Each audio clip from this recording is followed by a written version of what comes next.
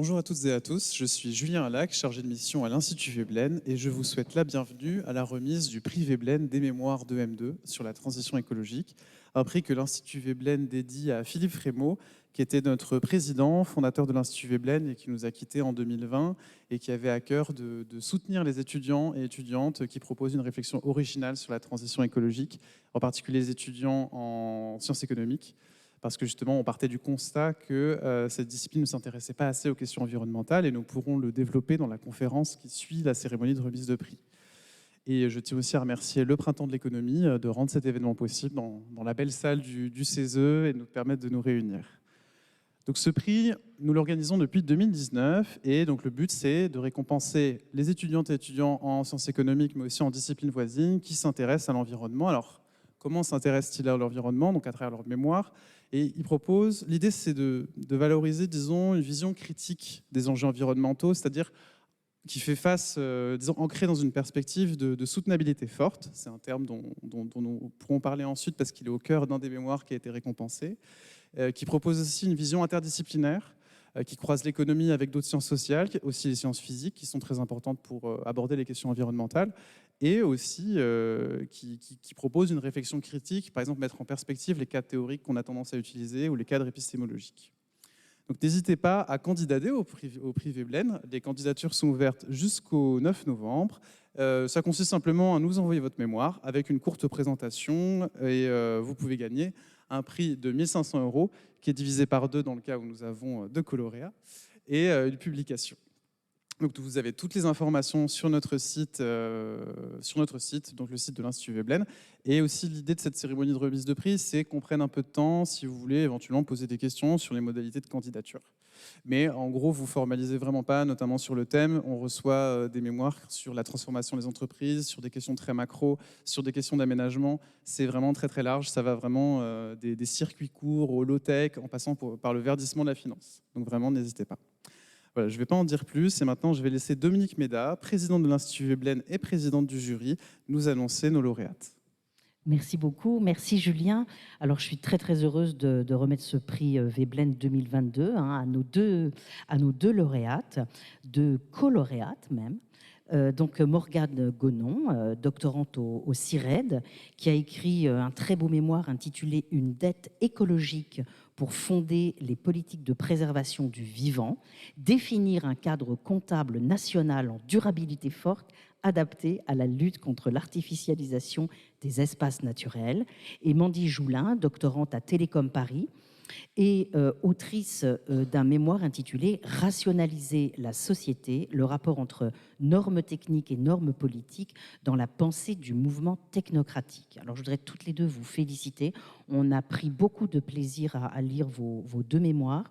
Je voudrais remercier beaucoup Julien qui gère tout ça de main de maître, qui est vraiment pas la chemise ouvrière, non, la cheville ouvrière de tout ce processus. Et puis remercier le jury. Alors on a lu une trentaine de mémoires. Je cite les membres du jury: Antoine Gaudin, Natacha Gondran, Florent Janicatrice, Diane de Maréchal, Antoine Mismer, Antoine de Ravignan, Xavier Timbaud composaient ce jury.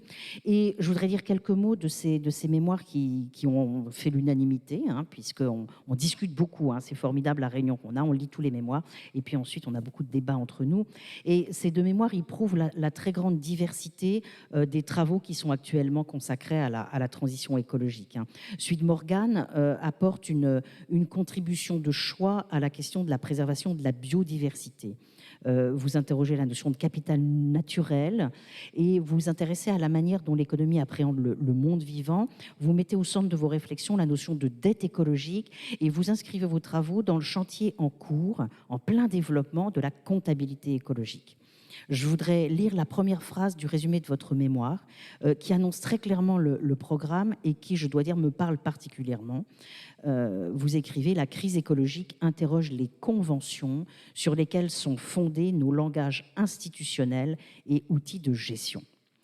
Vous vous inscrivez dans une tradition qui interroge et met à l'épreuve ses conventions et dans la tentative d'intégrer la biodiversité dans les comptes nationaux. C'est un chantier majeur, on le sait tous, qui lie les dimensions macroéconomiques et microéconomiques, mais qui a aussi des répercussions sur les politiques publiques et les politiques d'entreprise. C'est un chantier majeur, pluridisciplinaire, pluriapproche, je dirais. Et ça montre aussi la vigueur de la recherche en économie de l'environnement. Je recommande vivement la lecture de votre mémoire. Et puis, je recommande aussi de regarder la petite vidéo où vous faites sur le site de l'Institut Veblen, où vous faites le point sur les développements actuels de l'économie de l'environnement. Et c'est très passionnant. Mandy, votre mémoire porte sur le mouvement technocratique américain des années 30, un mouvement fondé par des ingénieurs qui s'inspirent des thèses de Veblen sur le rôle social des techniciens et qui défend l'idée que le système des prix est un mode d'allocation des ressources inefficace qui provoque un énorme gaspillage. J'étais aussi passionnée par votre mémoire. Ces ingénieurs proposent une réorganisation radicale de l'économie fondée sur l'abolition de la propriété privée sur les moyens de production, la planification de l'économie et la fin d'un système de revenus basé sur le travail. Votre mémoire apporte également une contribution de choix et une pierre à l'édifice de tous ceux qui luttent contre une conception réductrice de l'économie et qui souhaitent que l'économie renoue avec ses racines naturelles et physiques et matérielles. La nature, les contours et les moyens de la discipline économique sont au cœur de vos réflexions, comme celle de l'articulation de l'économie avec d'autres disciplines, qu'il s'agisse des sciences humaines et sociales ou des sciences dites naturelles. Donc vos deux mémoires constituent d'importantes contributions à la réflexion, aux travaux en cours sur la recomposition de l'économie, sur le réencastrement de l'économie, sur ses liens avec les autres disciplines et sur sa capacité à dépasser les conceptions de plus en plus réduites de son corpus qui ont triomphé jusqu'ici. Et pour ça, je crois qu'on doit vraiment vous remercier beaucoup.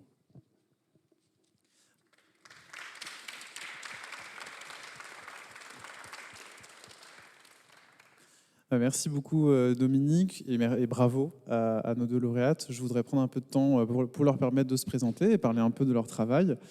Mandy, est-ce que tu pourrais te présenter, dire avant tout ce que le prix t'a apporté, je suppose beaucoup, et aussi le sujet de ton mémoire, pourquoi tu l'as choisi, pourquoi tu trouves ça intéressant. Et je précise qu'il y a une interview de Morgane Gonon qui vient de sortir et une interview de Mandy Joulin qui va bientôt sortir. Donc on prend le temps aussi de dérouler plus en détail ce que font ces deux ex-étudiantes.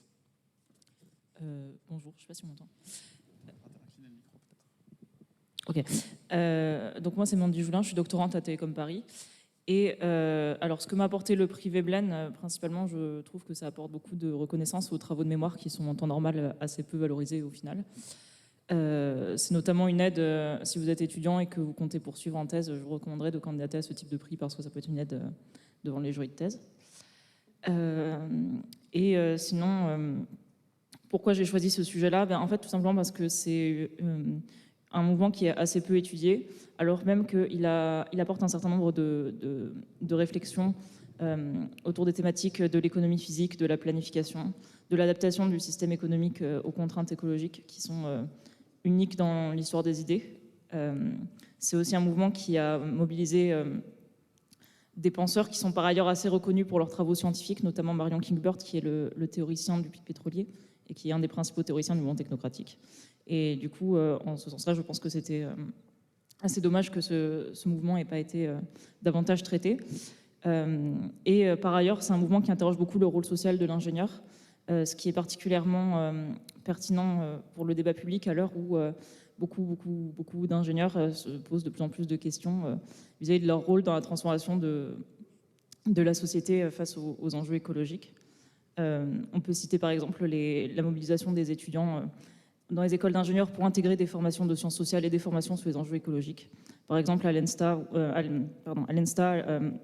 à l'INSA Lyon ou à Centrale Nantes, ou encore la mobilisation des étudiants sur les campus autour d'enjeux sociaux, par exemple la mobilisation des étudiants de Polytechnique contre LVMH qui a lieu en ce moment. Je vous conseille de vous renseigner si ça vous intéresse. Et voilà.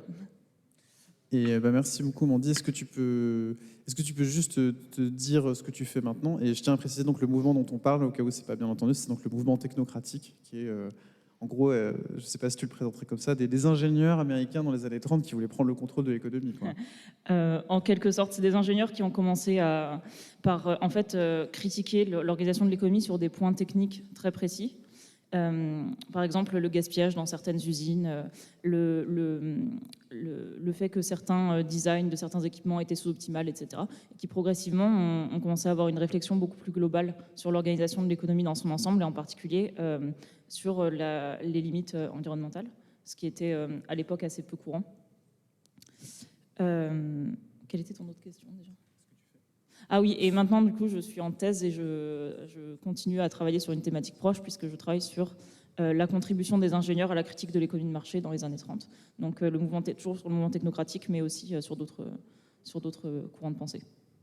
Et une dernière petite question, tu es philosophe de formation. Comment tu as découvert l'économie et comment c'est de s'intéresser à l'économie quand tu n'es pas économiste? Et aussi, qu'est-ce que tu penses du bagage intellectuel des économistes, disons, en tout ce que toi tu connais, du coup, par exemple en épistémologie ou en histoire de la pensée? Alors du coup, moi, je savais de base, dans le choix de mes études, que je voulais parler d'économie.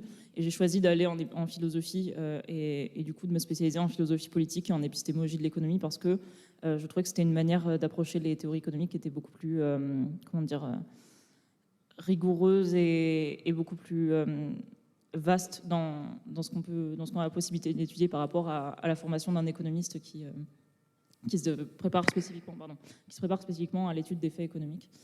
Et donc, par rapport à la formation des économistes, en fait, je pense que, comme je l'ai dit, à l'heure actuelle, ce qui serait pertinent de développer beaucoup plus, c'est les relations, la question des relations physique-économie, vu que c'est une des choses, je pense, qui est le plus dommageable aux réflexions politiques actuelles, qui est une telle déconnexion en fait entre la connaissance des enjeux écologiques d'un point de vue technique et les questions d'organisation économique.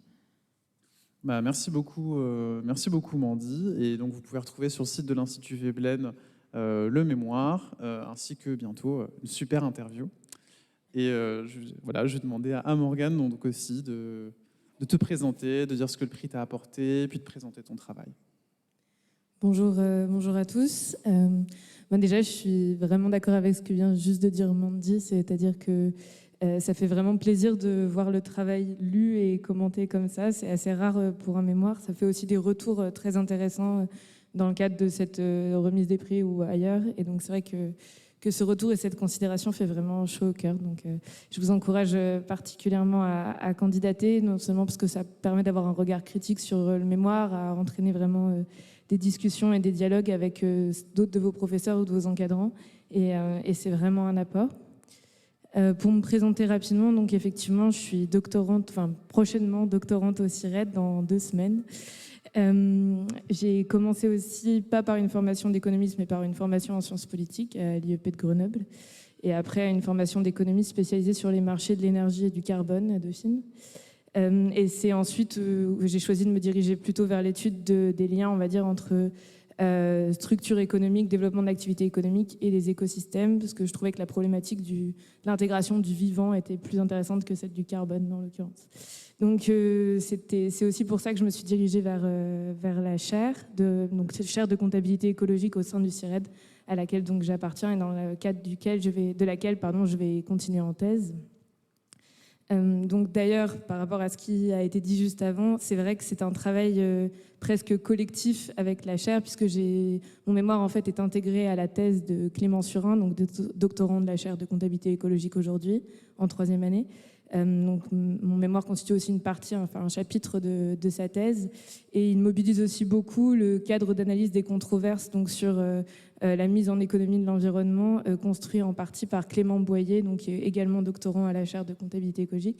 Donc tout ça pour vous dire que c'était aussi vraiment un exercice collectif, et je me suis inscrite, j'ai bénéficié d'apprentissage et de beaucoup de personnes qui avaient travaillé et pensé ces questions évidemment avant moi et au quotidien. Donc voilà pour le travail. Qu'est-ce que j'ai oublié de dire comme question ? Est-ce que tu peux en dire plus ? Ton mémoire, il parle notamment de dette écologique. En fait, qu'est-ce que ça veut dire ? Comment on le mesure ? Et qu'est-ce que ça implique pour les acteurs économiques, en fait ? Oui, alors donc le principe de dette écologique, c'est effectivement un des axes de développement un des axes de recherche de la chaire. Et donc l'idée, c'est de considérer que chaque fois qu'un impact est fait à un écosystème, par exemple, ou une dégradation, ça s'inscrit au passif d'un acteur économique, qu'une dette qu'il a entre guillemets l'obligation de rembourser, sachant qu'on intègre aussi toutes les considérations de seuil d'irréversibilité, par exemple, ou de dégradation sur lesquelles on ne peut pas revenir. Mais l'idée, c'est de considérer que l'obligation de restauration est une obligation au même titre que le remboursement d'une dette économique ou financière. Donc, à partir de ce cadre, on va dire, large, j'ai essayé de construire une dette écologique liée à l'artificialisation, d'abord au niveau de certains projets, en particulier liés aux études d'impact qui sont obligatoires pour les porteurs de projets quand il y a un projet d'infrastructure, d'aménagement du territoire. Donc, à un niveau vraiment très micro. Et puis, une dette de l'artificialisation au niveau national, sur la base des fichiers fonciers, en essayant de répartir entre les acteurs qui étaient à l'origine de la construction et de l'artificialisation des sols pour pouvoir redistribuer cette dette. Dire que l'une des idées sous-jacentes, c'est qu'on peut travailler avec la notion de dette écologique à renforcer la norme existante en quantifiant, en rendant moins discutable et moins qualifiable l'obligation environnementale, en donnant des bases avec des données aussi routinisées. L'idée d'avoir une obligation, par exemple, de coût pour les acteurs si on avait suffisamment d'exemples par rapport au coût de restauration engendré par la compensation ou la réparation d'une artificialisation, on pourrait avoir une norme qui va avec une obligation de coût. Donc, on va dire augmenter, surtout l'objectif, c'est ça, augmenter l'ambition des politiques de préservation d'écosystèmes. Il faut savoir qu'en France, en fait, on a un cadre légal qui est assez ambitieux. Donc, depuis même les années 70, on a quelque chose qui s'appelle l'absence de perte nette de biodiversité qui est inscrit dans la loi. Donc, pour tous les porteurs de projets, aujourd'hui, on a besoin aussi de cadres de politique publique pour pouvoir le mesurer, le mettre en place. Qu'est-ce que c'est une absence de perte nette de biodiversité? Et donc, à ce type de vœux légaux, on pourrait apporter un cadre comptable écologique. C'était une partie de l'idée, donc d'avoir cette absence de perte nette, d'obligation de restauration aux échelles micro comme macro, territoire national. Voilà. Merci, c'est cet aspect-là que je trouve super intéressant et qu'on ne se rend pas forcément compte quand on ne fait pas vraiment de la recherche, c'est que ton mémoire il vise vraiment à rendre possible, à traduire concrètement des engagements, notamment de préservation de la biodiversité. Et c'est aussi un type de recherche qui est très intéressant. Et une dernière question, très rapidement. Toi aussi, tu as suivi une formation en économie, tu viens aussi d'un parcours en sciences politiques. C'est quoi ton expérience de l'apprentissage de l'économie et est-ce que tu as l'impression que ça te permet aujourd'hui de traiter des questions environnementales? Dans quoi tu as pu piocher? Comment tu te vis en tant qu'économiste qui s'intéresse à ça? Alors, je ne suis pas encore économiste. Non, alors moi, du coup, mon apprentissage de l'économie, il commence par l'apprentissage des politiques économiques, donc c'est un petit peu différent quand même, donc qui est très lié avec aussi une histoire des politiques économiques, de l'action du gouvernement et de l'État dans l'économie, avec des perspectives comparées. C'est plutôt cette économie-là que j'ai commencé à approcher à l'IEP. Ensuite, effectivement, je suis rentrée dans de la micro et de la macroéconomie, plus quand j'ai commencé à travailler sur les marchés d'énergie du carbone, mais c'était des points très, très précis. Et ce qui est plus marrant, c'est que là, je donne des cours de macroéconomie et que là, je me rends compte de comment les autres l'étudient. Et c'est vrai ce qu'on a dit dans l'interview, mais du coup, je vais me répéter, mais ce qui est assez intéressant, je pense que tous les étudiants ont vraiment intérêt à venir discuter certaines des hypothèses, à comprendre quels sont les manques d'une approche, comment on pourrait la compléter ou comment la discuter. Parce que ça permet vraiment de mieux comprendre, notamment en macroéconomie, les hypothèses sous-jacentes à la construction d'agrégats, à la construction de modèles et de venir questionner les données derrière. Et c'est vraiment en ça que la discipline est intéressante, en plus d'avoir, je pense effectivement, une approche historique et épistémologique qui vient, je ne vais même pas dire compléter, mais vraiment permettre d'avoir une vision sur la propre discipline et une réflexivité quand on fait ce genre d'exercice, je pense. Ok, merci beaucoup. Je vous propose maintenant aux intervenants de la conférence qui suit de monter sur scène. Et puis bravo encore à vous deux.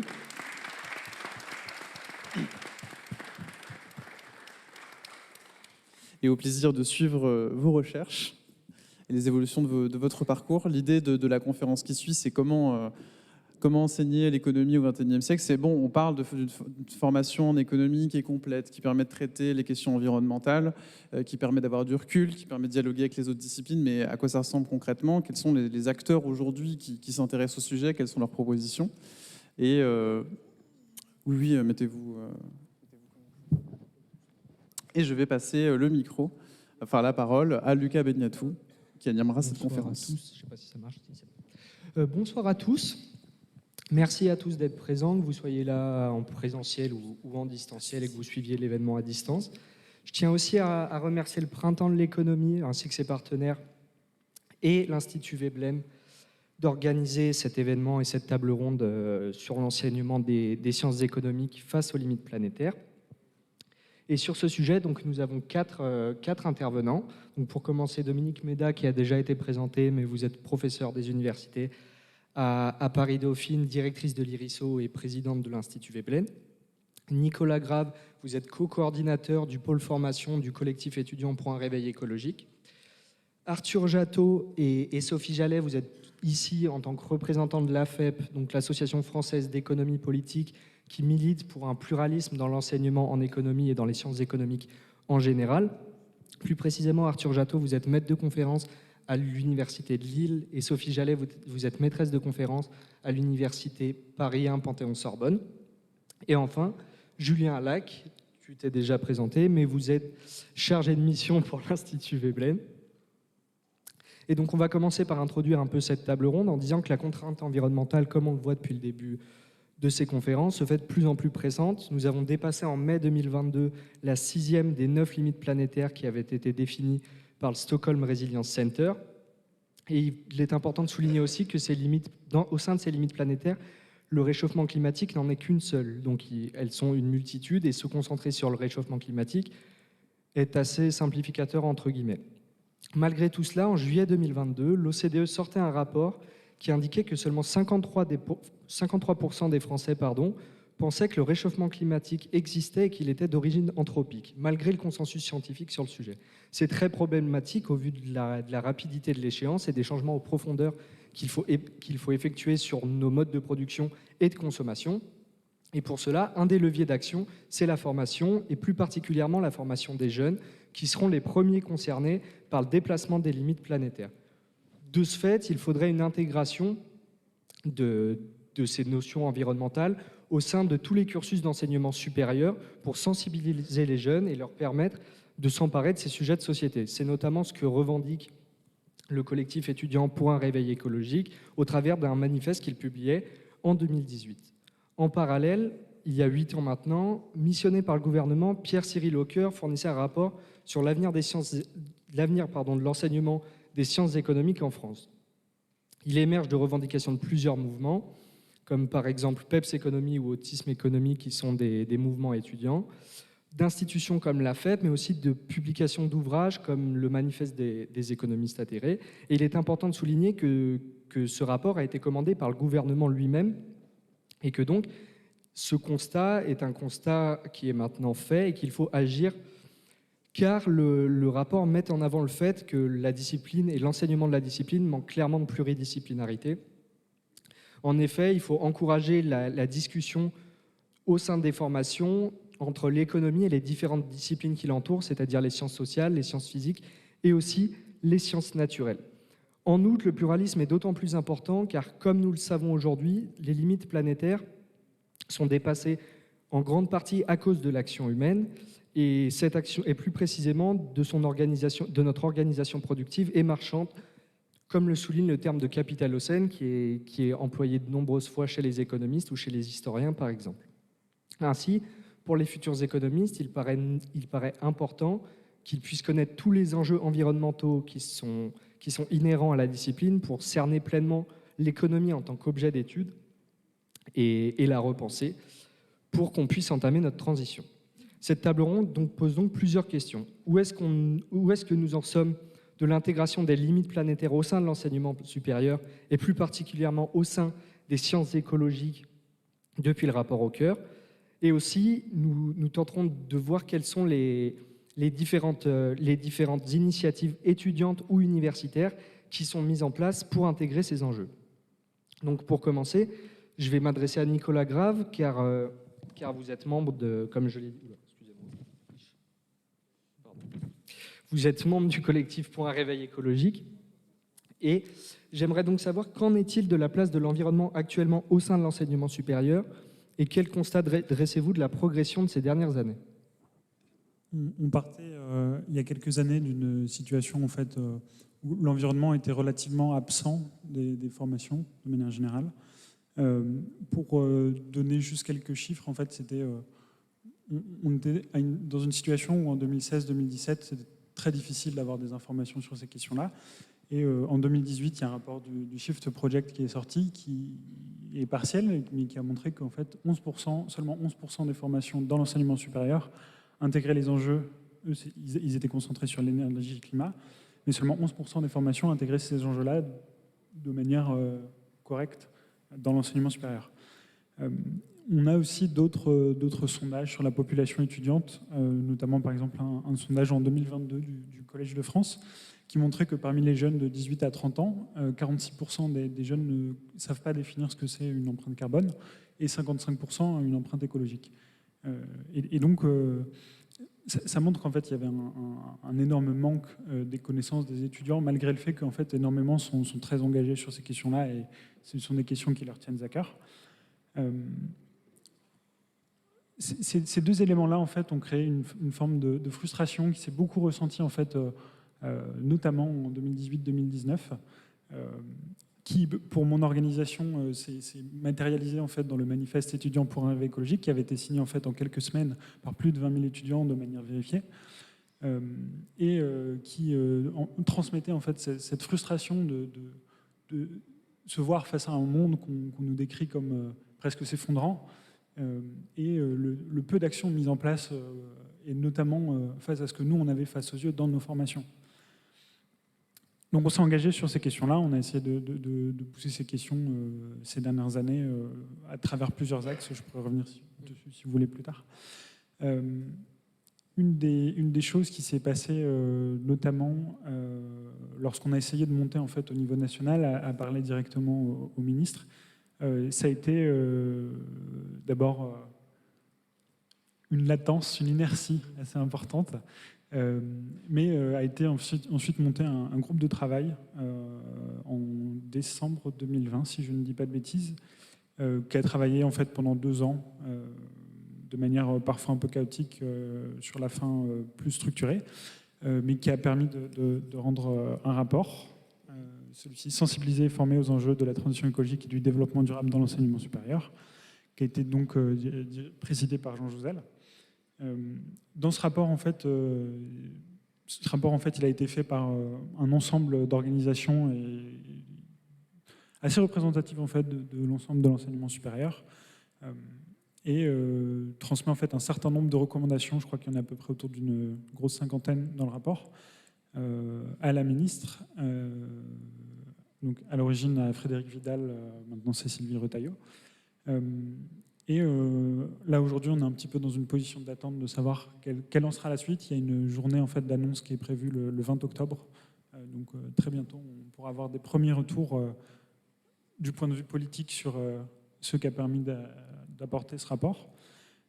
Pour vous donner quand même quelques petits éléments très rapidement à grands traits de ce qu'il y a dans le rapport, il y a une des grosses recommandations qui est de former en fait, l'ensemble des étudiants, il est noté 100% dans le rapport, au niveau Bac+2.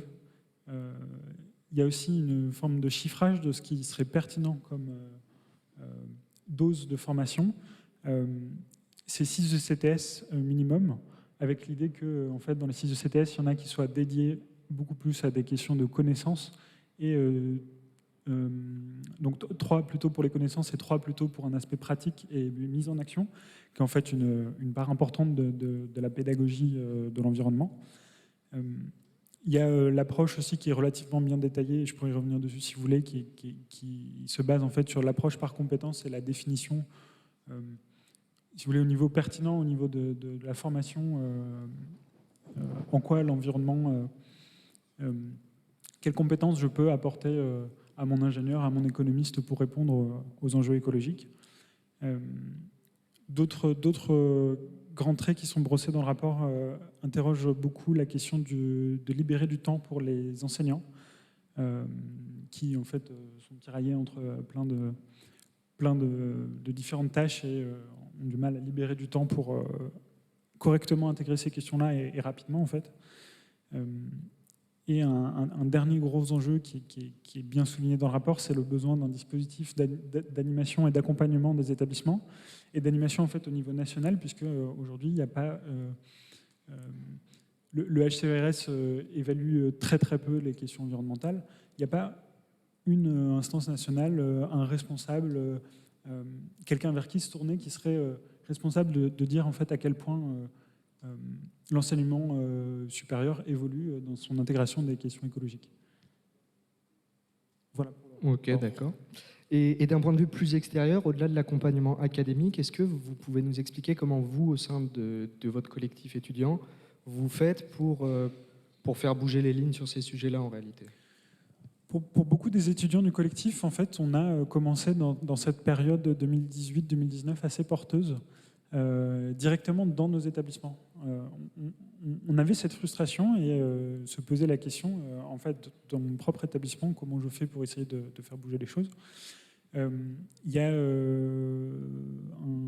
une des premières actions du collectif, ça a été justement de synthétiser en fait tous ces différents retours d'expérience qui en fait étaient relativement indépendants.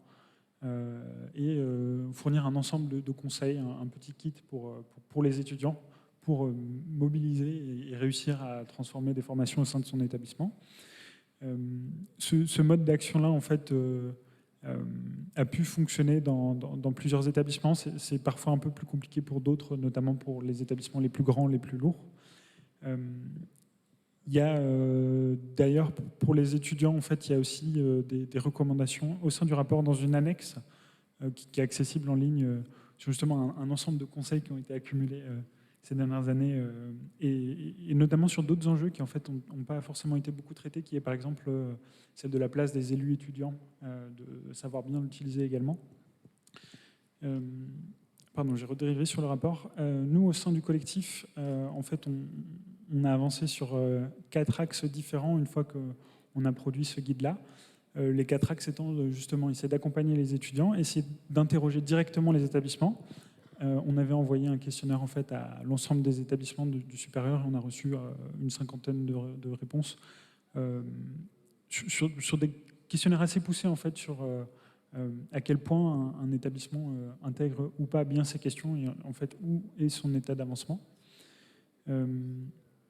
On a aussi essayé d'accompagner un peu l'évolution des contenus pédagogiques. Et puis, comme je disais, toute cette question de l'impulsion d'une politique nationale qu'on espère voir aboutir dans quelques jours. D'accord. Eh ben, merci beaucoup pour ces constats sur l'enseignement supérieur. Et maintenant, on va se pencher un peu plus précisément sur la question des sciences économiques et je vais m'adresser à vous, Sophie Jallet et Mathieu Jattot. En 2010... pardon, Arthur Jattot, excusez-moi. Avec Mathieu.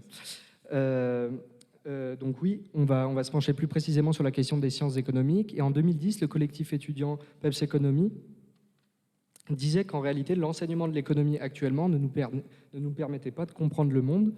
Et donc j'aimerais savoir ce qu'il en est depuis 2010 et comment l'AFEP perçoit l'évolution qui a été faite depuis ces années-là. Oui, merci déjà de nous avoir invités. Alors avant de répondre à cette question, je vais remonter, parce qu'on parlait d'inertie, là tout de suite, on peut remonter à une 50aine d'années, puisque ce constat ne date absolument pas d'hier. En 85 déjà, Robert Kuttner, par exemple, a écrit qu'aux États-Unis, les départements d'économie, qui sont à l'époque presque tous contrôlés par les économistes néoclassiques, forment, je cite, une génération d'idiots savants, brillants en mathématiques ésotériques, mais ignorants en matière de réalité économique. Et une enquête réalisée en 1987 par Colander et Klamer auprès d'étudiantes et d'étudiants de master et de doctorat des 6 programmes les mieux classés aux États-Unis révèle qu'en fait, pour l'écrasante majorité, pour réussir comme économiste, il est très important d'exceller en mathématiques, mais pas du tout de connaître l'économie de façon approfondie. Et les plaintes qui étaient exprimées à l'époque étaient suffisamment nombreuses pour avoir inquiété jusqu'au CA de l'American Economic Association. Voilà, donc Alors malgré ces inquiétudes légitimes, ces programmes à l'américaine se sont généralisés dans le monde entier, sur toutes les années, ce qui a provoqué, comme vous le rappeliez tout à l'heure, des vagues successives de protestations étudiantes, à commencer par Autisme Économie, le mouvement qui est parti de France en 2000. C'est un nom assez maladroit, mais qui dit bien qui a été inspiré justement par ce hiatus entre les contenus des enseignements et le monde dans lequel vivaient ces étudiants. Alors l'étape importante d'après, on y est, hein. On y va. Donc c'est la fin des années 2000, la crise, rien n'avait changé. La crise de 2008, les étudiantes et les étudiants, pas seulement eux d'ailleurs, s'étaient entendu dire à l'envi que, je cite Michael Jensen, aucune autre proposition en économie n'avait de plus solide fondement empirique que l'hypothèse d'efficience des marchés. Et donc ce cocktail de la crise et de ces propos, c'est ça qui a déclenché la création de l'Association française d'économie politique en 2009, puis en 2011, celle des réseaux Rethinking Economics qui est partie du Royaume-Uni et puis de PEPS. Et le principal mot d'ordre l'a un peu changé, puisqu'il se focalise sur ce qu'il faut faire pour comprendre le monde qui nous entoure, ce qui est important pour former à la fois des scientifiques et des citoyens éclairés. Et le remède, pour nous, c'est le pluralisme. Donc le pluralisme, c'est le pluralisme des théories, c'est le pluralisme des méthodes, quanti et quali, c'est le pluralisme des approches. Hein. Il en a été question tout à l'heure, théorique, par objet, mais aussi des cours d'histoire économique, d'histoire de la pensée économique, d'épistémologie. Et puis enfin, l'interdisciplinarité. Hein. Je pense que le thème d'aujourd'hui montre à quel point il est nécessaire qu'il y ait un pluralisme des disciplines. Et voilà. Et l'étude que nous réalisons actuellement sur les maquettes, dont Arthur va parler, montre qu'on est très très loin du compte là, actuellement. Alors moi, je vais dire un mot sur l'étude qu'on a menée avec un groupe de travail de l'Association française d'économie politique, où on s'est penché sur le contenu des enseignements dans les licences d'économie-gestion en France. Donc on a regardé toutes les licences d'économie-gestion dans toutes les universités publiques de France. On a recensé tous les cours et tous les crédits, tous les ECTS qui étaient alloués à ces cours-là. On parle de 8000 cours, donc il y a une certaine exhaustivité dans ce qu'on a regardé. Et le principal résultat qui se dégage de ça, il est sans appel. Il est de dire que l'enseignement de l'économie en France aujourd'hui à l'université, et même si on enseigne l'économie ailleurs qu'à l'université, c'est quand même un endroit important, cet enseignement-là, il est très faiblement pluraliste. Les pluralismes que Sophie Jallet a évoqués sont très peu présents. Si on regarde, par exemple, du côté des enseignements quantitatifs, je dis enseignement quantitatif parce que les enseignements de méthode qualitative n'existent pas, hein, comme si un économiste ou une économiste était incapable ou ne devait pas faire d'archives, d'entretien ou d'observation, alors que c'est tout à fait intéressant. Si on prend tous les crédits des licences d'économie-gestion, les enseignements quantitatifs, c'est quasiment 1 sur 5. Quantitatif, maths, stats, etc. Si j'enlève les cours de gestion des cours des licences d'économie-gestion, j'arrive à quasiment un quart des cours qui sont des cours de méthode quantitative. Et avec dedans une majorité de maths et d'économétrie et beaucoup moins de statistiques, et en particulier de statistiques descriptives. Et cette proportion-là, ces proportions que j'ai données sont à mettre en regard d'autres proportions, et en particulier l'absence, ou la relative absence de pluralisme des approches, pluralisme conceptuel, tout ce qui est enseignement réflexif, histoire de la pensée économique, épistémologie, ne pèse que pour 3,5% des ECTS. 18%, quasiment 20% pour les enseignements quantitatifs, 3,5%. Donc c'est-à-dire qu'on forme des étudiantes et des étudiants qui ont très peu les outils de leur réflexivité. L'épistémologie, c'est quand même pas l'approche la moins importante quand on étudie une science, c'est 0,05% des ECTS. C'est-à-dire que ce n'est pas enseigné dans les licences d'économie-gestion aujourd'hui en France. Je peux parler également du faible pluralisme disciplinaire. L'ouverture disciplinaire dont il a été question jusqu'à maintenant, c'est c'est autour de 5% des ECTS. Donc un étudiant ou une étudiante en licence d'économie-gestion va être peu ouvert aux autres sciences humaines et sociales. Et le pluralisme thématique aussi, c'est-à-dire qu'il y a assez peu de cours thématiques en économie, type économie du travail, économie internationale, etc. Mais si on les regarde, en fait, là aussi, c'est très centré sur l'économie internationale, par exemple, mais l'économie des inégalités, qui est assez à la mode, pourrait-on dire, en recherche, avec les travaux de Thomas Piketty, c'est que 0,5% des ECTS. Donc là aussi, c'est très peu enseigné. Et donc, si on fait le bilan de tout ça, on s'aperçoit que les griefs qui sont portés depuis plusieurs années, comme l'a rappelé Sophie Jallet, à l'égard de l'enseignement de l'économie-gestion, enfin de l'économie, pardon, dans l'enseignement supérieur en France, sont toujours d'actualité. On a toujours un enseignement de l'économie qui est figé et qui ne permet pas de comprendre les enjeux économiques contemporains. Et la remise des prix là, à laquelle on vient d'insister est une démonstration saisissante, à mon avis, de ces résultats. Les deux lauréates n'ont pas fait d'études d'économie, c'est bien ce qu'elles ont dit, et pourtant, on a jugé que leur travail était un travail de grande qualité. Et il est assez paradoxal de voir que pour comprendre l'économie aujourd'hui dans le monde contemporain, je ne suis pas sûr, et c'est un prof d'économie qui vous parle, je ne suis pas sûr que la licence d'économie-gestion soit la meilleure arme. Je parle évidemment en moyenne, de manière générale, il y a des endroits où c'est évidemment très bien fait. Un mot pour évoquer la comparaison dans le temps, puisque c'est un travail qui a été fait là par la FEP et qui a été fait il y a une dizaine d'années qu'on avait fait avec PEPS Économie. On constate une montée en puissance des enseignements de gestion dans les licences d'économie-gestion, même si le cœur de l'enseignement de l'économie est inchangé, c'est-à-dire maths, microéconomie, macroéconomie, très peu de réflexivité, assez peu d'ouverture disciplinaire, tout ça, ça n'a pas changé. Et un dernier mot, je le dis parce que c'est un travail qui est un travail de longue haleine qu'on a mené avec des collègues d'une quinzaine de pays différents. On a reproduit cette étude il y a quelques années dans des pays occidentaux, sud-américains, pour voir qu'est-ce qu'il en était ailleurs. Et en fait, on s'aperçoit que l'enseignement de l'économie est malheureusement assez standardisé autour des enseignements quantitatifs. C'est très mathématisé, c'est très micro, c'est très macro. Et ces critiques qui sont portées par les étudiantes et les étudiants, qui sont aussi portées par des enseignantes et des enseignants qu'on représente ici, en fait, on les retrouve à l'international. Et alors, notre étude permet aussi de dire des choses sur la place que porte la place accordée spécifiquement aux questions d'environnement et dont le précédent intervenant a déjà dit un mot. Je laisse la parole à Sophie.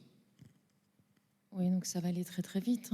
Donc les cours portant dans les maquettes de licence en France, donc dans les 53 universités qui proposent des licences d'économie-gestion, les cours portant sur l'environnement, le développement durable, les ressources naturelles, la transition énergétique et écologique sont quasiment inexistants, voilà, puisqu'ils pèsent 0,56% des ECTS de la licence, ce qui correspond à quand même un ECTS sur les 180 de la licence. Et si on se concentre sur la licence hors gestion, puisque nous, ce qui nous intéresse plus, c'est la formation des économistes, on monte péniblement à 0,65%, voilà, donc 1/150e de la licence. C'est pas compliqué. Sur 53 universités, 22 n'offrent aucun cours portant sur ces thématiques. Dans 21 autres universités, les étudiantes et les étudiants ont la possibilité d'effectuer une licence d'économie sans jamais suivre un cours sur ces thématiques, puisque ces cours sont soit facultatifs, soit dans le meilleur des cas optionnels, soit obligatoires mais dans un parcours optionnel. Voilà. Et seulement dans 10 universités, les étudiantes et les étudiants effectuant un parcours économie ont un seul cours obligatoire sur l'environnement. Donc la conséquence, c'est que pour l'essentiel, les étudiants qui sont inscrits en économie, ils n'entendent parler d'environnement que dans une partie de leur cours de microéconomie, voilà, où la plupart du temps, le problème leur est présenté comme une externalité, autrement dit, comme un effet qui pose problème parce qu'il n'a pas de prix, et la solution étant de lui en donner un sous la forme d'une taxe ou la création d'un marché. Alors à la FEP, on déplore évidemment cet état de fait, on déplore à la fois l'extrême, faible place de ces thématiques en licence, et puis l'absence de pluralisme, les rares fois où il en est question. Voilà. D'accord, merci beaucoup. Donc on voit clairement qu'il y a un problème de pluralisme au sein de la discipline, et c'est pas quelque chose de purement localisé en France, comme vous l'avez dit, c'est aussi internationalisé. Et de ce fait, est-ce qu'on ne pourrait pas se dire que c'est l'économie en elle-même qui pose problème, comme vous l'avez souligné avec nos deux lauréates qui ne sont pas de formation économique, Et c'est la question du coup que je pose à Julien. Est-ce que le cadre actuel de l'économie permet, avant de l'enseigner, permet tout simplement d'appréhender l'enjeu environnemental en fait? On entend souvent que les économistes ne s'intéressent pas à l'environnement. Alors, c'est à la fois vrai et faux, parce qu'on peut remonter rien qu'à Ricardo qui se posait des grandes questions sur la rente agricole, mais même dans comment dire, l'économie, l'école néoclassique, qui est le socle de base des outils théoriques qu'utilisent la plupart des économistes aujourd'hui. Dans ce courant-là, on peut trouver... Donc, c'est un courant de pensée qui pose avant tout des problèmes d'allocation des ressources. Et dans ce cadre-là, il y a des économistes, par exemple, comme William Stanley Jevons, qui s'était demandé au début du XXe siècle, s'était posé une question très intéressante. On a une source d'énergie absolument démentielle qui est le charbon. C'est super intéressant parce qu'à chaque fois qu'on trouve une source d'énergie, on se dit « Ah, c'est incroyable, on va vraiment pas savoir quoi en faire tellement elle est calorifique ». Et lui, il s'était justement demandé... disons, il s'était inquiété du fait justement qu'on trouve de nouveaux usages pour cette énergie qui finissent par l'épuiser, et qu'aussi finalement, c'est ce qu'on appelle l'effet rebond, le progrès technique dans l'utilisation de cette énergie, fasse en sorte finalement qu'on l'utilise plus à l'échelle agrégée. Pour donner un exemple, vous avez des voitures qui consomment moins d'essence, du coup vous, avec votre voiture, vous êtes très content parce que ça coûte moins cher, et finalement le parc automobile à l'échelle agrégée roule plus. Donc les économistes, y compris néoclassiques, se sont intéressés à cette question-là. Mais la vraie question, c'est comment ils s'y intéressent et quelle place ça occupe dans la discipline économique. Même aujourd'hui, il y a plein d'économistes qui s'intéressent aux questions environnementales. Mais c'est quelque chose, en fait, c'est un enjeu qui est périphérique. Par exemple, il y avait Oswald et Stern en 2019 qui avaient sorti une étude qui disait que c'était 0,07% des articles qui étaient publiés dans le Quarterly Journal of Economics, qui est un des meilleurs journaux, une des meilleures revues. Une des meilleures revues, alors ça assure un revenu aussi, mais une des meilleures revues académiques en économie. Donc 0,07% des articles publiés dans cette revue traitaient du changement climatique. Parce que alors, ça va peut-être le devenir, mais ce n'est pas de la grande économie. C'est un sujet d'application annexe, comme disons d'autres domaines thématiques. Et c'est comme ça que c'est présenté aussi dans l'enseignement. C'est par exemple... disons, l'occasion de faire des applications numériques ou d'utiliser des modèles un peu tout faits, notamment dans les cours de microéconomie, qui servent un peu à tout. C'est d'ailleurs la puissance de ces outils-là. On peut traiter de plein de questions différentes, des questions de biens publics, des questions d'externalité. Ce n'est pas forcément de l'environnement, mais finalement, l'étudiant, on lui fait dérouler, disons, ces modèles-là, et c'est juste que, bon, ça parle d'environnement. Mais ça pourrait parler de plein d'autres trucs. Ça pourrait parler de transport en commun, ça pourrait parler de... Par exemple, pour les biens collectifs, il y avait une analogie avec le vaccin. Et en fait, c'est un peu ça le problème, c'est qu'on n'en apprend pas tant que ça plus sur l'environnement en juste déroulant des outils qui n'ont pas vraiment de fond et qui n'ont qu'une forme. Et c'était une critique justement qui est toujours portée par les étudiants en économie qui critiquent l'enseignement. Ils ne sont pas anti-maths, le problème n'est pas d'apprendre des modèles, le problème c'est d'apprendre les modèles pour eux-mêmes. Vous vous asseyez en cours d'économie, moi je me souviens très bien, c'était mon premier cours, je ne savais pas ce qu'était l'économie d'ailleurs parce que j'ai une formation scientifique, et puis on a fait la théorie du consommateur. Et c'est ça en fait, vous arrivez, alors ça a peut-être un peu changé aujourd'hui, mais vous arrivez, on vous dit, bah voilà, il y a un outil qui sert à faire des trucs, et vous allez l'apprendre, et puis peut-être qu'un jour en doctorat, vous pourrez l'appliquer, éventuellement, on ne sait jamais. Et c'est surtout ça qui est un problème, c'est pas le fait de faire des maths ou de faire des modèles. Donc c'est de faire les modèles pour eux-mêmes. Et ensuite, bon, ces modèles, ce cadre, qu'est-ce qui permet de faire ? C'est quelque chose qui était évoqué à la conférence précédente par Dominique Méda quand le rapport Meadows est sorti. Les économistes, ils ont entendu parler de finitude des ressources et leur première réaction, qui est tout à fait normale, quand on comprend comment fonctionne le socle théorique d'un bon économiste néoclassique, c'est oui, mais de toute façon, je veux dire, il y a un système de régulation des prix qui va faire que les ressources rares vont coûter plus cher, on va plus investir dedans, soit on va moins les utiliser, soit on va plus les produire. Vous inquiétez pas, en fait, le système de prix va permettre de gérer tout ça. Et d'ailleurs, il y a la littérature en économie de l'environnement, notamment celle qui nous parle de taxe carbone, la fameuse taxe carbone, propose des manières très intéressantes de gérer les ressources par le système de prix. Le problème, et c'est ce qui est évoqué un peu dans le mémoire de nos deux lauréates, c'est qu'est-ce qui se passe quand le système de prix ne fonctionne pas en fait, ou ne fonctionne pas parfaitement. Déjà, on n'a pas les outils intellectuels pour comprendre c'est quoi les prix. Honnêtement, la question de la valeur et de la formation des prix, je vous conseille d'être bien accroché parce que, disons, si vous faites une histoire des idées de cette question-là et d'essayer de vraiment comprendre finalement Alors il y a une explication néoclassique, mais les critiquer, bref, c'est juste pour vous dire que c'est quelque chose d'assez complexe et que, disons, un économiste ne peut pas réfléchir et penser les questions environnementales au-delà du cadre du système de prix. Donc c'est-à-dire qu'à part les endroits où la taxe carbone s'applique, il n'a pas grand-chose à dire. Le problème, c'est qu'on voit bien que la taxe carbone joue un certain rôle, notamment à l'échelle européenne, et c'est quelque chose de très important et de très intéressant, mais on peut pas, pour l'instant, ça n'est pas généralisé à l'ensemble de la société. Et il y a aussi, disons, des enjeux de mobilité, de transformation sectorielle, de reconversion. Qu'est-ce qu'on va faire des salariés, des industries polluantes? Toutes ces questions-là, disons, sont des questions d'économie, mais ne rentrent pas du tout dans le logiciel. Et donc, c'est ça le vrai problème, en fait. C'est qu'il y a des questions qui peuvent être traitées par le système de prix, par la question de la valeur, et il y a aussi, et d'ailleurs il faudrait savoir ce que ça veut vraiment dire la valeur quand on manie ce concept, mais il y a aussi des questions, disons, qui sont physiques, biophysiques, matérielles. Et donc ça, c'était dans le mémoire de nos 2 coloréates. Il y en a une qui propose de faire de la comptabilité écologique et justement de mesurer cette richesse matérielle, et l'autre mémoire parle justement dans le mouvement technocrate, ce qu'il propose, c'est une planification en partant des quantités d'énergie disponibles, des quantités de matière disponibles. Et ça, un économiste, il est incapable de réfléchir. D'ailleurs, pour lui, c'est une hérésie. Mais même si on mettait la proposition sur la table, il est incapable d'y penser.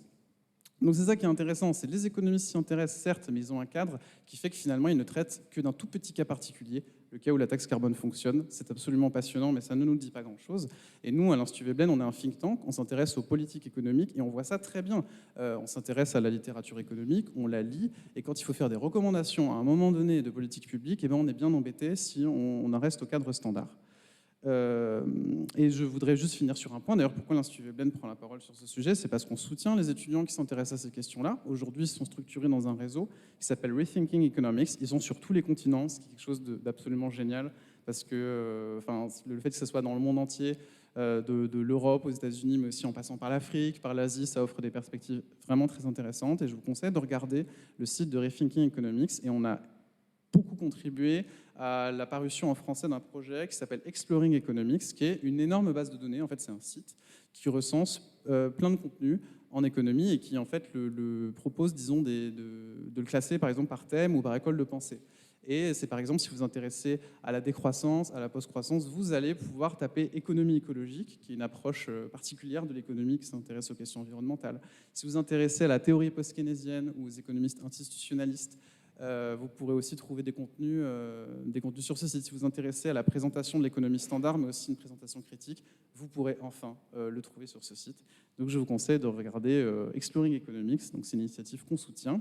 Et le meilleur pour la fin, en fait, ce site, il existe grâce aux étudiants en fait, qui contribuent, qui envoient du contenu. Et donc tous les ans, on réunit une équipe de bénévoles qui participent en fait, à rendre ce site possible et à le rendre intéressant. Donc n'hésitez pas. Voilà. Eh bien, merci beaucoup. Donc face à cette incapacité du cadre économique de saisir en réalité la complexité des relations homme-nature, on voit donc qu'il y a des organisations étudiantes. Et d'une manière plus substantielle, je vais me tourner vers vous, Dominique Méda.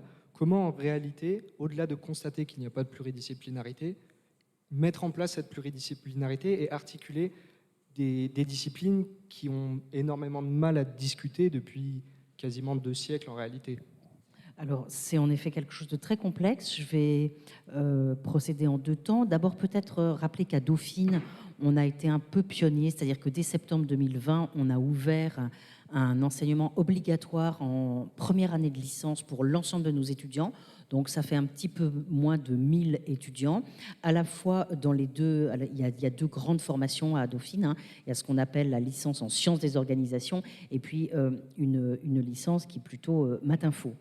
Alors, l'ensemble des étudiants est concerné. Et donc, ça fait là la 3e année que l'on a cette expérience. Donc, alors malheureusement, le nombre de CTS est faible, c'est 2 ECTS. Et c'est vrai que ça a posé des tas de problèmes. D'abord, il a fallu qu'on conçoive le cours. Cette idée, elle est venue de 3 personnes. Ivar Ekland, qui est un mathématicien, l'ancien président de l'Université Dauphine. Stéphanie Mongeon, qui est une économiste qui venait de l'ADEME. Et puis moi-même, donc philo-sociaux. Et donc, on s'est mis ensemble. On s'est dit qu'il fallait absolument faire quelque chose. Et on a fabriqué un cours dans lequel il y a l'ensemble des sujets sont abordés, c'est-à-dire à la fois les sciences naturelles, physiques, l'effet de serre, qu'est-ce que c'est, mais aussi institutionnel, le GIEC, qu'est-ce que c'est. Et puis aussi, moi, par exemple, je fais un cours qui s'appelle Une histoire des relations humain-nature, où j'essaye de faire en fait de l'histoire des idées depuis l'Antiquité grecque jusqu'à aujourd'hui. Et ça me semble évidemment absolument essentiel. D'ailleurs, on a été un peu... maintenant, on est un peu dépassé par nos étudiants. L'autre jour, ils étaient interrogés par France Info. Ils disaient « Oh, mais nous, ce qu'on veut, en fait, ce cours, ouais, c'est bien, mais ce qu'on voudrait maintenant, c'est des solutions. » Bon, bah, on leur explique que d'abord, il faut peut-être avoir un constat partagé avant d'aller droit aux solutions. Alors, c'est complexe. Pourquoi ? Bah parce qu'il faut trouver des heures. Tout simplement, mais ça paraît évident, mais il faut trouver des heures. Et quand vous avez comme ça beaucoup d'étudiants qui appartiennent à beaucoup de formations, c'est pas évident. Il faut que des gens acceptent de lâcher des heures. C'est encore autre chose. Il faut trouver des places. C'est-à-dire que nos amphis ne sont pas suffisants pour accueillir 1000 personnes. Et puis, on ne peut pas tout faire, donc on ne fait pas tout en présentiel, on fait un mixte. On fait à la fois, on a fait des PDF un peu animés, des séances animées avec des quiz, des questions et tout ça. Et puis, on a 5 cours en amphi, donc où il y a tout le monde. Et on a fait là notre conférence inaugurale il y a peu de temps avec Valérie Masson-Delmotte et Hélène Garner de France Stratégie. Voilà, donc c'est possible, c'est pas évident. Ce que je trouve très intéressant, c'est que alors on a aussi un master de développement durable. Ce qui est intéressant, c'est que dans le master de développement durable, on accueille donc en M1 des étudiants qui ont fait un cursus d'économie et qui sont en proie à une très grande schizophrénie. Parce que quand même, pendant 3 ans, on leur a en effet rentré dans la tête des modèles absolument invraisemblables où il n'y a pas de chômage, où il n'y a pas d'environnement, où il n'y a pas de nature, il n'y a pas de résistance de la matière. Enfin, c'est sidérant. Et puis nous, en master de développement durable, on leur apprend complètement autre chose. Aussi, l'espèce de schisme entre, d'un côté, la croissance est ce qu'il y a plus important, puis nous, on va leur raconter que la croissance verte, c'est peut-être un mythe. Enfin, donc, je pense que pour les étudiants, franchement, c'est hyper compliqué. Alors, je rentre maintenant dans la deuxième partie de votre question. C'est extrêmement compliqué aussi de faire travailler les disciplines ensemble. Chacun a ses conventions, son langage. La pluridisciplinarité, c'est hyper compliqué. On a essayé de faire soutenir des thèses pluridisciplinaires. Mais alors on se disait, voilà, comment on va la faire soutenir, avec quel jury, inscrit dans quelle discipline. Donc voilà, on doit revoir vraiment tout le cadre, quoi. Et puis je dirais que moi, je pense qu'il faut à la fois repenser les fondements de chacune de ces disciplines. Et il n'y a pas que l'économie, il y a aussi la sociologie. Ces deux disciplines, au XIXe siècle, elles se sont en quelque sorte arrachées du sol, quoi. Elles sont devenues complètement hors sol. Donc, on a... alors, les sociologues, ils regardent la société comme si la société était en dehors du reste de la nature. Les économistes, j'ai envie de dire, c'est presque encore pire. Donc, il faut absolument replonger le fondement de la discipline économique et aussi de la sociologie, bref, des SHS, dans l'environnement, dans les sciences naturelles, biologiques, physiques. Ça, c'est hyper compliqué. C'est un challenge absolument monstrueux parce qu'il ne faut pas non plus qu'on tombe dans le boulgui-boulga, quoi, dans le truc. Alors, tout est dans tout et le reste dans Télémac. Donc, il faut procéder de façon très prudente, mais moi je me demande si on ne devrait pas à un moment tout reconstruire. Et d'ailleurs on voit bien que les collègues, lorsqu'ils voient arriver ces enseignements pour l'instant on appelle ça développement durable, ils comprennent, enfin ce qu'on se dit entre nous, je rends un peu un secret, c'est que il faudrait en effet qu'on revoie la totalité de nos cours dans chacune de nos disciplines. Donc c'est vraiment très énorme. Je voulais juste dire que j'ai trouvé, Sophie et Arthur, votre rapport passionnant. C'est passionnant que vous ayez fait ça. Je n'avais pas suivi. Et je voulais vous poser une question, si vous me le permettez. Oui, c'est de savoir qu'est-ce qu'on a comme marge de manœuvre. Par exemple, est-ce que vous, dans les licences que vous concevez, vous pouvez procéder autrement ?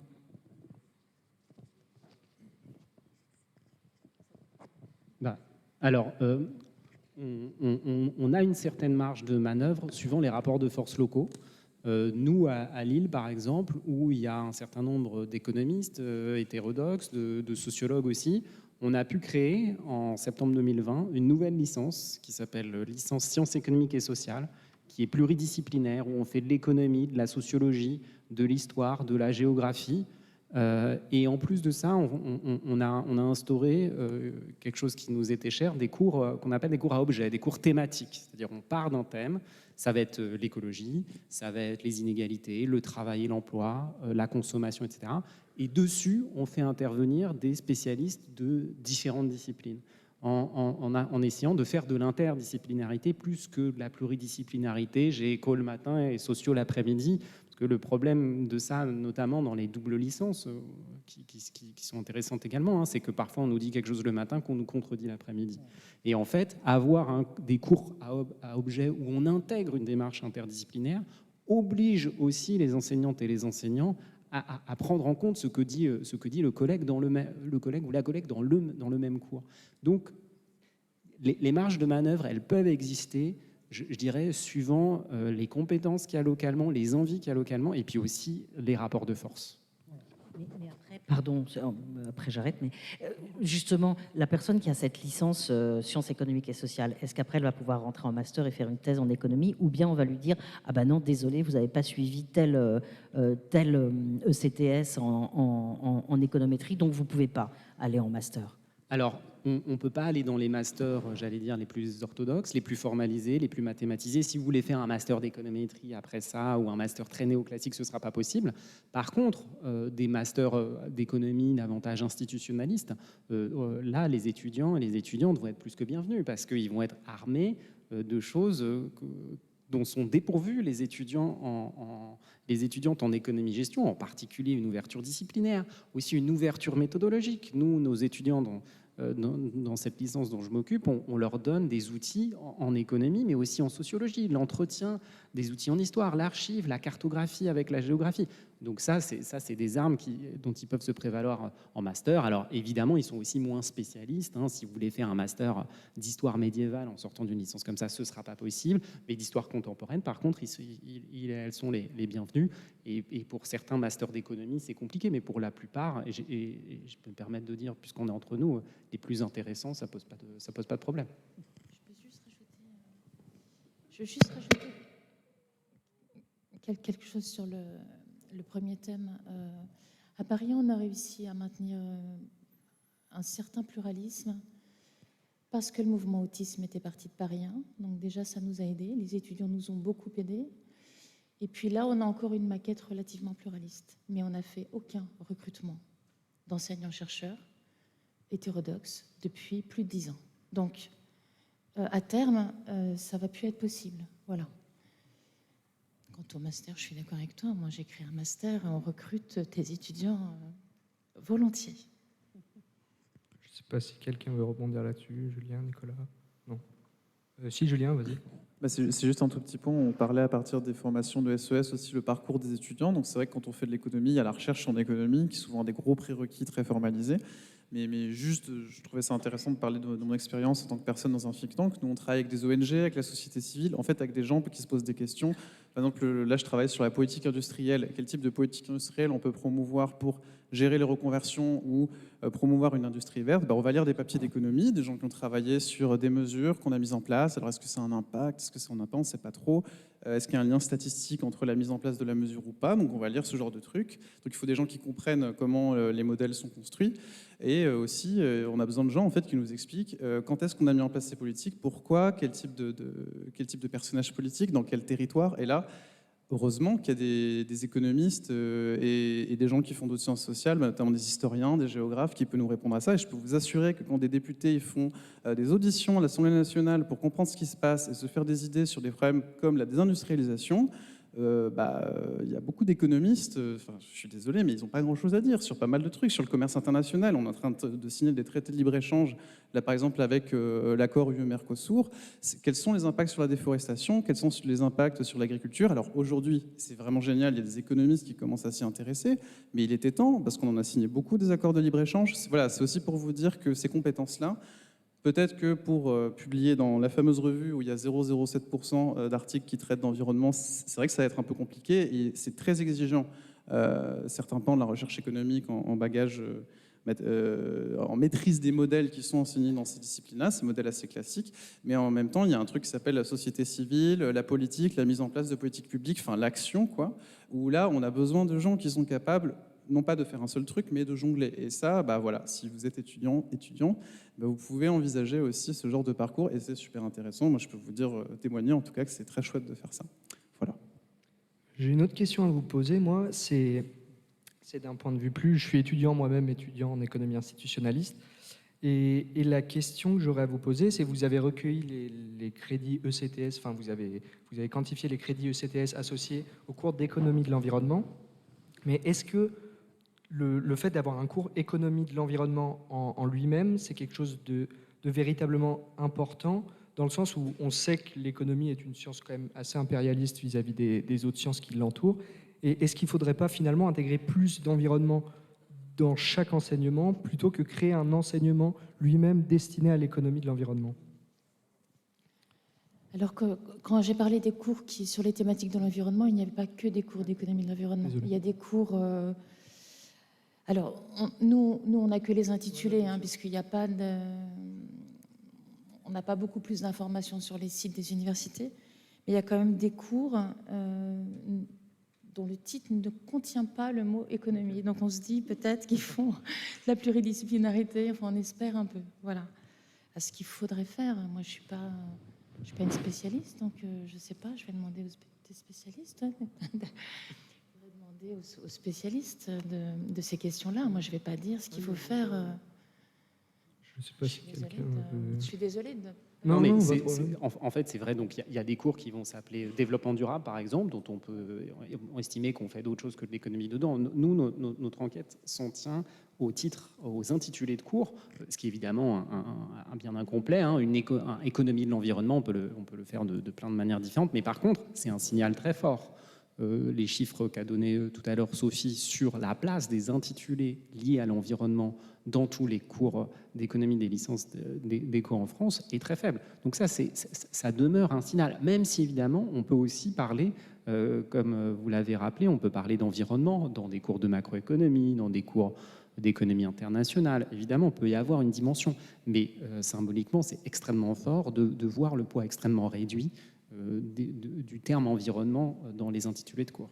Oui, bien sûr, je voulais juste savoir si en tant que discipline, non pas dans votre enquête en général et sur le nom des matières, mais comme discipline en tant que telle, si la relation homme-nature ne devrait pas être un prérequis en réalité au sein des enseignements, plutôt qu'une partie de l'enseignement restreint auquel l'économie s'attache. Et je ne sais pas si Dominique Méda, Nicolas ou Julien, vous avez quelque chose à dire? Oui, moi je suis totalement d'accord, c'est absolument essentiel. Par exemple, dans le cours que j'ai intitulé l'histoire des rapports entre humain et nature, je pars très souvent de l'article de Lynn White qui s'appelle « Les racines historiques de notre crise écologique », parce que Lynn White a une thèse un peu provocante et intéressante. Il dit en fait, si on est dans cette situation horrible dans laquelle on se trouve en ce moment, pourtant il écrit en 1967 et il trouve déjà que c'est une catastrophe écologique, il dit c'est à la faute de la Genèse. Alors, les étudiants, souvent, ils disent pourquoi, c'est quoi? Alors, quelques-uns ne connaissent pas la Genèse. C'est très embêtant. Donc, on reprend ce que c'est que la Genèse. Ça fait partie de la formation. Et donc, pourquoi est-ce que Lynn White dit ça? Parce que dans le texte de la Genèse, Dieu indique à Adam qu'il va falloir maintenant dominer les autres espèces, les assujettir. Et donc voilà, ça nous permet de réfléchir à tout ça, à la manière dont le monde était organisé. La thèse de Lynn White, c'est aussi que le judéo-christianisme a rompu avec le panthéisme, avec l'animisme, le fait que les plantes, les animaux étaient dotés d'une âme, et donc il y avait une dimension sacrée, donc on ne pouvait pas toucher à la nature. Et puis moi, après, je leur raconte Descartes, Bacon, le fait que la nature a été réduite à l'étendue, on regarde comment Smith a travaillé tout ça, et puis comment peu à peu la nature a disparu des équations économiques. Donc je pense qu'on ne peut rien comprendre si on n'a pas cette espèce d'histoire, en effet, d'histoire des idées, quoi. Et une chose que j'ai oublié de dire tout à l'heure, et je reviens encore à c'est dommage, Ami Dahan était là tout à l'heure et je n'ai pas cité un livre absolument exceptionnel qu'il faut lire, qui s'appelle Les modèles du futur, et où un certain nombre de chercheurs interrogent les modèles et essayent de comprendre ce que les chercheurs qui ont inventé les modèles avaient derrière la tête. Et l'un de ces articles montre très bien comment un certain nombre d'économistes, Passet, Dali, Boulding, etc., avaient une vision, enfin, étaient prêts déjà à vraiment à réencastrer l'économie dans l'environnement. Et puis comment des gens comme Nordos, hein, c'est ce qu'on disait tout à l'heure, ont mis un coup d'arrêt à ça en ne se référant plus qu'au prix. Et finalement, on regarde avec un peu de commisération les travaux de George Escu-Roegen ou actuellement, par exemple, de Tim Jackson, qui essaye de faire une macroéconomie matérialiste en quelque sorte. On ne les reconnaît pas comme des vrais économistes, on les méprise un peu. Donc voilà, je pense que cette histoire-là, elle est aussi importante à raconter. D'accord, je ne sais pas si quelqu'un veut rebondir dessus ou ouais, Nicolas. Vas-y. Après, c'est une question qu'on avait évoquée. Moi, j'avais entendu le mot réencastrement. En fait, c'est ça, c'est montrer que l'économie en tant que telle aussi, ses prémices, ses hypothèses se basent sur le principe qu'on a un monde qui fonctionne, une théorie de la valeur qui fonctionne, et dans certaines situations, c'est pas dit que si effectivement on manque de ressources, les théories continuent d'être vérifiées. C'est bien le propre de la science économique que de ne pas avoir des lois qui sont invariables dans le temps. D'accord, eh ben, merci beaucoup. Je ne sais pas si quelqu'un a quelque chose à rajouter de plus. Non, pas forcément. Je vais me tourner vers le public maintenant. Est-ce que vous avez des questions aux différents intervenants à propos de ce qu'ils ont dit? Allez-y, oui. Ou des propositions, oui, c'est vrai.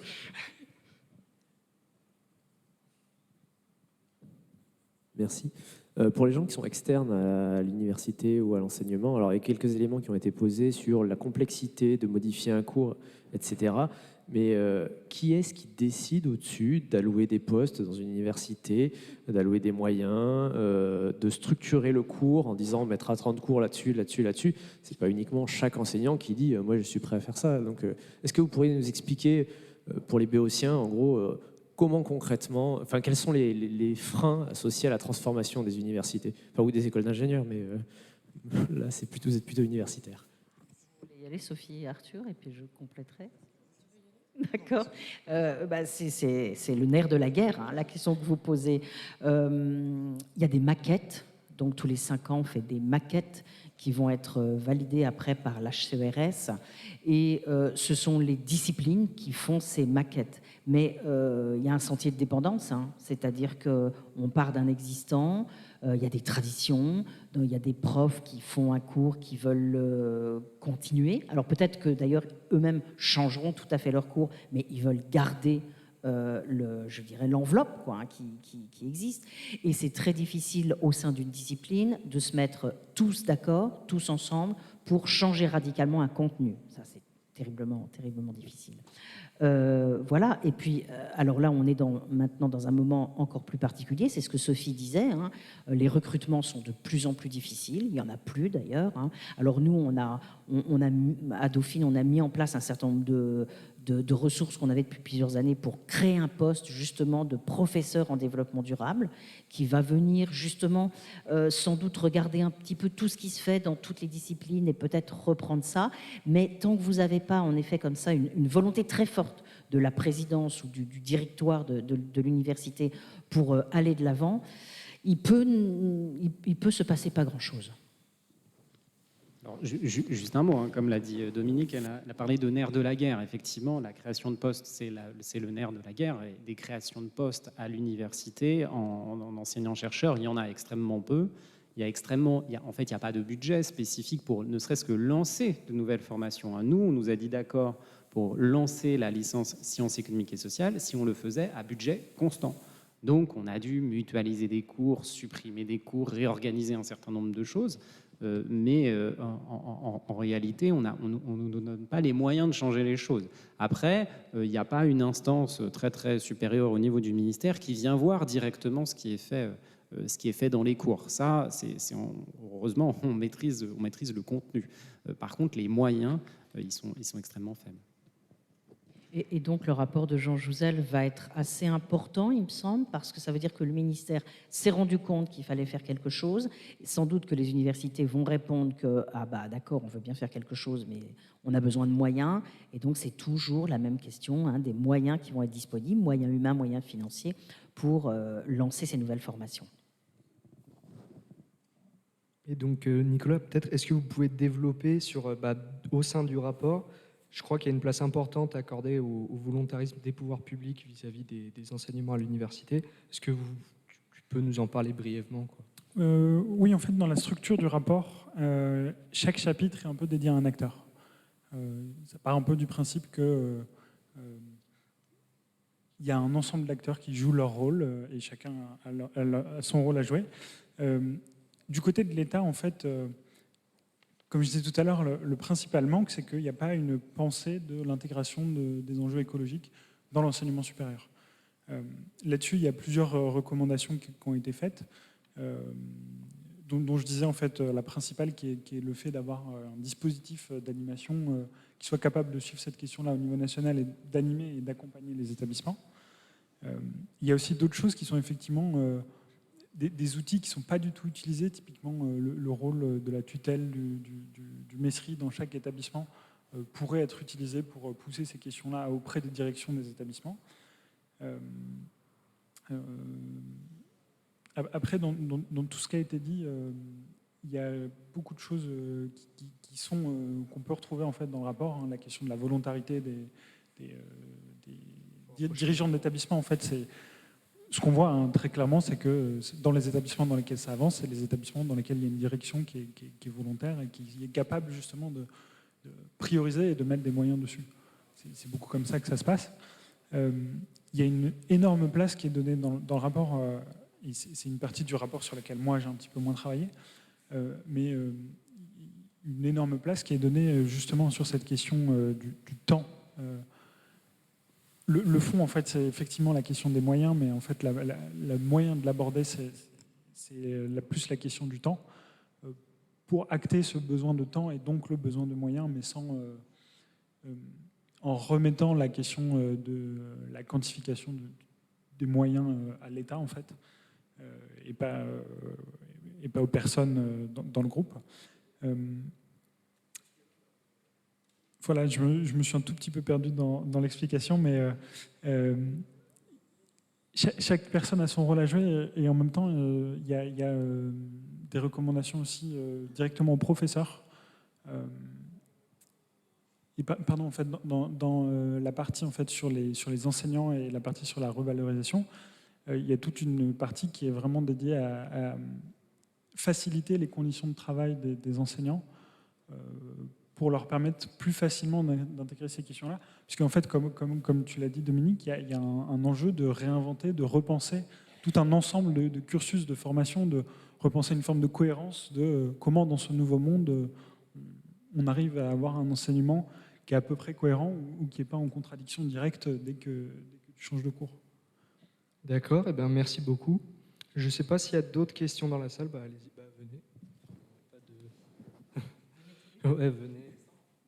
Oui. En fait, si vous voulez, je viens, mais ça va être un peu long peut-être.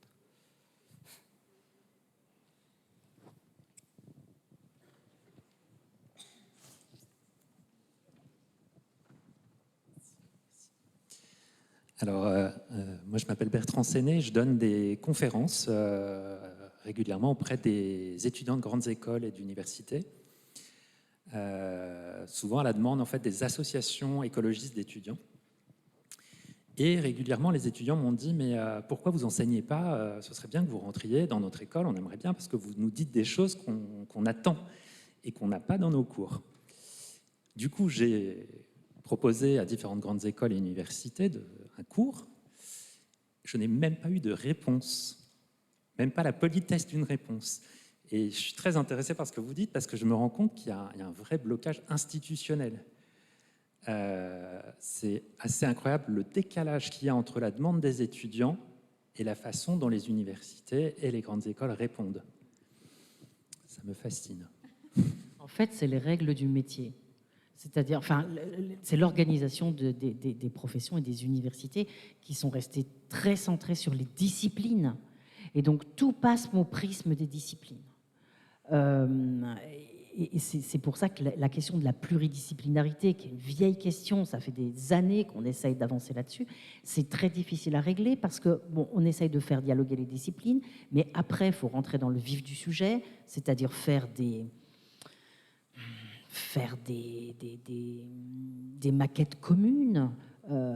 Et c'est terriblement compliqué. Il y a je pense, je parle sous le contrôle des collègues, mais il me semble que la rigueur des disciplines, enfin que le resserrement sur les disciplines s'est aggravé ces dernières années.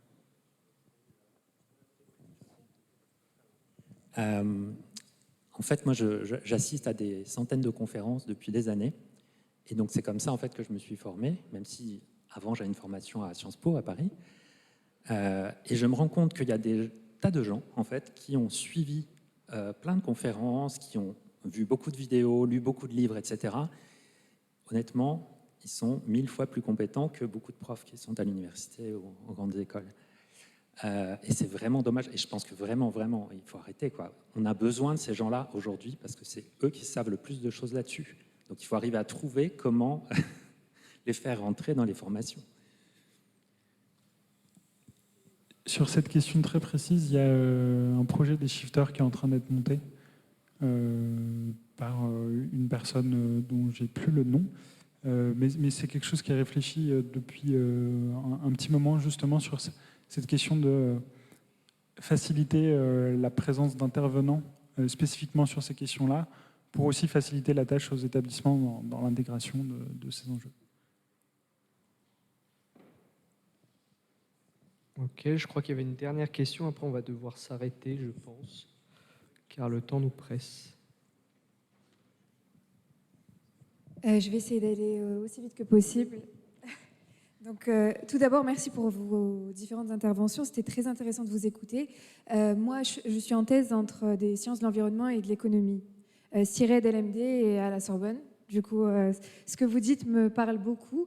Et en ce moment, je suis en train d'enseigner un module d'introduction à l'économie, et je vais probablement en prendre d'autres. Et vous m'avez permis de prendre un peu de hauteur et du recul sur ce que je faisais. Parce que pour être tout à fait transparente avec vous, moi, ce que je fais, c'est que j'enseigne des bases de macroéconomie, de microéconomie hyper classiques, et j'ajoute de temps en temps une dimension environnementale. Je sais pas, je vais montrer du Cope-Douglas, je vais dire, voilà, il y a des modèles qui, sur la base de variations de la température, analysent la productivité du travail, ou les risques extrêmes, ça va être un impact sur du capital. Et en fait, quand je vous écoute, je me rends compte que je n'ai pas pris assez de hauteur et qu'il serait peut-être intéressant justement de changer d'axe. Et je ne m'en rendais pas compte avant. Et du coup, sur la base de ça, je me demandais si vous auriez des recommandations pour pouvoir repenser d'une manière différente de ce qui nous a été enseigné. C'est compliqué, mais peut-être que vous aurez des conseils, des lectures à recommander. Et ça j'aimerais beaucoup l'entendre. Voilà. Merci. Par rapport à ce que vous venez de dire, moi, il y a quelque chose qui me vient. Vous dites que vous faites un module d'intégration, d'introduction à l'économie avec de la macroéconomie et de la microéconomie. Et de temps en temps, vous ajoutez des touches liées à l'environnement. Mais puisque vous demandez des conseils, moi, je serais tenté de vous dire, faites l'inverse. Partez de l'environnement, parlez d'environnement, des problèmes d'environnement, et quand c'est pertinent, vous ajoutez des liens avec la macroéconomie et la microéconomie si vous arrivez à trouver de la pertinence dans cette voie-là. Mais il faut partir des questions, à mon avis.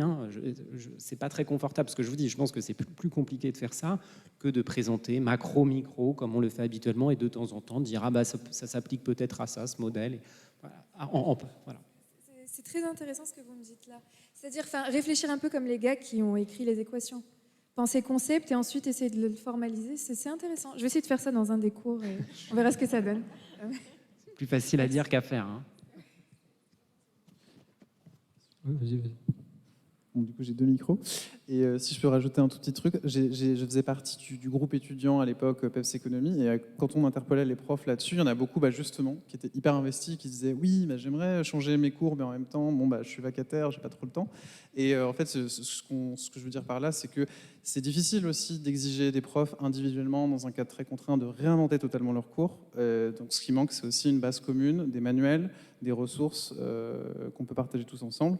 Donc je vais refaire de la pub pour Exploring Economics, où justement il y a une section qui s'appelle économie écologique, qui n'est pas un cours, c'est du contenu, donc il faut quand même créer un cours et c'est beaucoup de travail, et qui présente des auteurs qui parlent justement des réalités matérielles qui sont dans cette école-là de pensée. Et il y a un bouquin qui s'appelle Économie stationnaire, qui est un livre de l'économiste Herman Daly, qui est un gros bouquin de 400 pages. Et la chance, c'est que l'Institut Veblen l'a traduit en français. Et la chance en plus, c'est qu'il est disponible en PDF gratuitement sur Exploring Economics. Et la chance encore plus, c'est que ce n'est pas un bouquin interminable, c'est qu'il est divisé en chapitres. Et en fait, vous ouvrez le bouquin et vous avez, comment on prend en compte la nature, les indicateurs de richesse, l'avenir du travail, la consommation, les marchés financiers. Et il faut vraiment se partager ce genre de ressources parce que sinon, on ne va pas s'en sortir. Et il y a aussi un truc qu'il faut mettre en avant, c'est qu'Exploring Economics, c'est une initiative des étudiants. Et les groupes de Rethinking Economics, ils font des groupes de lecture. Et par exemple, en tout cas, à titre personnel, je vois sur les réseaux sociaux des trucs géniaux. Par exemple, j'aime beaucoup la plateforme Twitch, où alors il n'y a pas du tout d'économie, mais moi j'ai appris un peu la socio avec des gens qui lisent toute la journée des bouquins de socio en live, qui se font payer pour ça, bon très mal. Et il y a une communauté, et il n'y a pas 10 personnes, souvent il y a des communautés genre de 100, 200 personnes, il y en a même une, elle a des milliers de gens, et on en parle en fait. Et à un moment donné aussi, c'est pareil, il ne faut pas mettre cette exigence aux étudiants. Oui, soyez critiques, bon, sociologie, enfin c'est impossible en fait. Et c'est pour ça que c'est vraiment important l'action collective. Et j'encourage tous les étudiants et étudiantes qui ont les ressources, le temps, les idées, pour faire des trucs, mais même tout bête, et surtout de faire des choses ensemble, parce que sinon, en tout cas, c'est quelque chose que j'ai vécu, on se met une pression monstre, et c'est aussi épuisant, parce qu'on ne peut pas être... Je veux dire, on ne peut pas devenir Keynes à 20 ans, enfin, voilà, il faut justement faire ça à plusieurs. C'est ça qui est important. Voilà. Moi, je vais juste rajouter une toute petite chose, rappeler... Je suis tout à fait d'accord avec ce qu'a dit Arthur et avec ce qu'a dit Julien aussi. Rappelez ce que, je ne sais plus si c'était Mandy ou Morgane qui le disait tout à l'heure. Vous leur enseignez des modèles de micro et de macro et il faut les déconstruire, ces modèles. Il faut expliciter les hypothèses, montrer sur quoi ça repose. Et ça, c'est fondamental. Parce qu'une fois qu'on a montré ça aux étudiants, généralement, il se passe quelque chose d'assez fort quand même. Je rajoute un tout petit conseil de lecture, puisqu'on on partage nos conseils de lecture. En 2013 est paru un rapport, c'est un rapport belge, d'un garçon, il a un nom un petit peu compliqué, il s'appelle Tom Dederweerdere. Et il a écrit un rapport au ministre belge de l'enseignement supérieur qui s'appelle « Des sciences pour un développement durable ». C'est un rapport extraordinaire, exceptionnel, qui montre les limites de l'enseignement de l'économie et qui fait des propositions justement très concrètes sur la manière dont on pourrait réformer l'enseignement, non seulement de l'économie, mais aussi des autres sciences, et comment on pourrait les réarticuler. Je trouve ce rapport formidable. Et juste pour ajouter, sur la micro, il y a sur Exploring Economics un manuel gratuit de microéconomie critique qui est un peu vieux, qui était fait par votre collègue notamment Bernard Guérien. Et c'est génial parce que c'est un mathématicien qui critique les modèles de micro et qui explique pourquoi ça ne...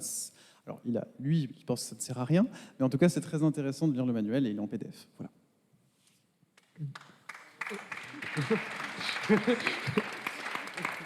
Bon, merci à tous les intervenants.